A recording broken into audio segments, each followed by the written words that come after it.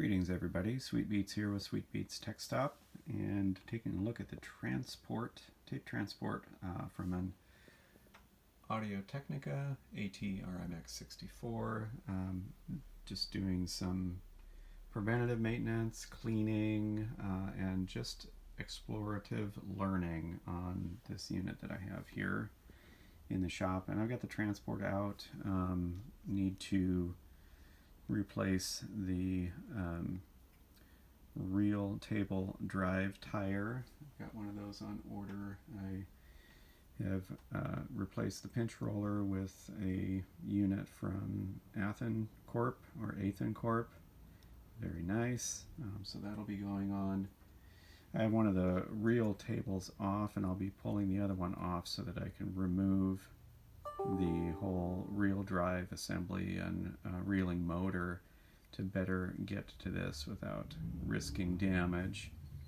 But anyway, as I'm working with this, just have some thoughts and impressions. It's a really nice transport. The transport's made by Sankyo, and very, very similar to the transport that you would find in a Nakamichi BX150, which is not a top-of-the-line machine and not a bottom-of-the-line machine by any stroke of the imagination, but compared to the Tascam units that I've worked on, which is a number of them, Tascam multitrack units as well as mastering decks. This one has a lot of nice features. Precision polished steel guideposts as you put the tape in to ramp it into place. The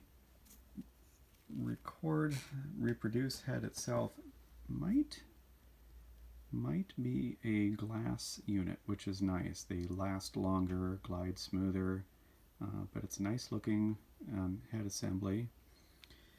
The mechanism drive assembly, the assembly that raises and lowers the head block assembly and all of that.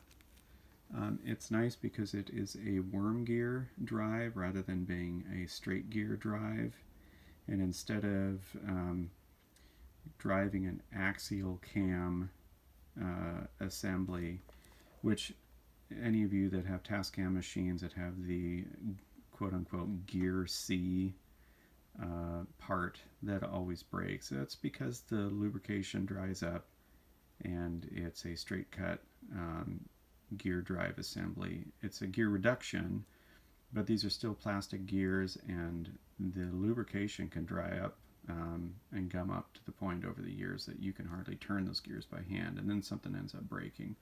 This is less likely to do that with the worm gear drive. And then you can see in there the cam assembly is more like a automotive camshaft. And then there are followers with micro switches. See if you can kind of see them in there. So there's a much less potential for breakage. I think it'd be easier to work on, and that whole assembly can be removed and drop off of there with a few screws. Then of course we have the capstan assembly. Now the Nakamichi BX150 transport is a belt drive, but on the Audio-Technica AT-RMX64 it's a direct drive servo, and you can see the coils in there, and this is the flywheel.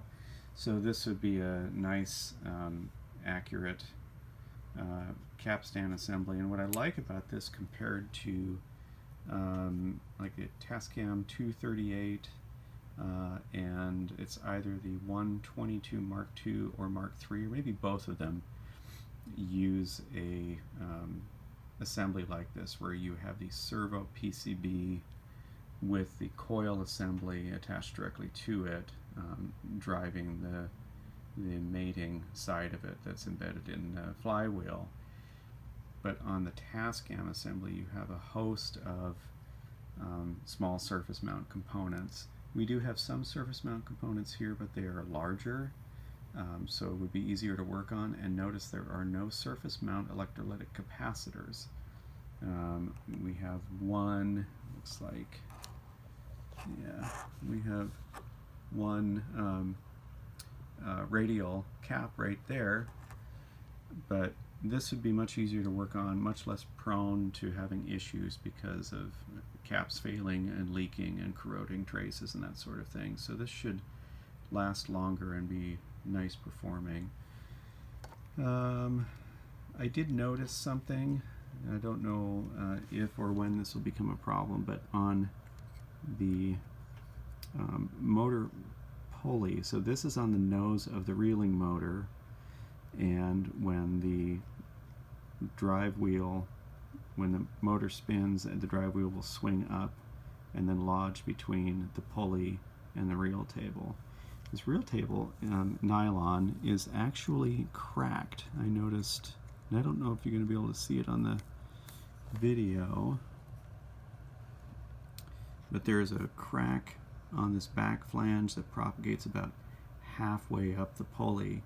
It's still on there real tight. I'm going to put a drop of super glue at the back, maybe just to help kind of fill that gap and hold it.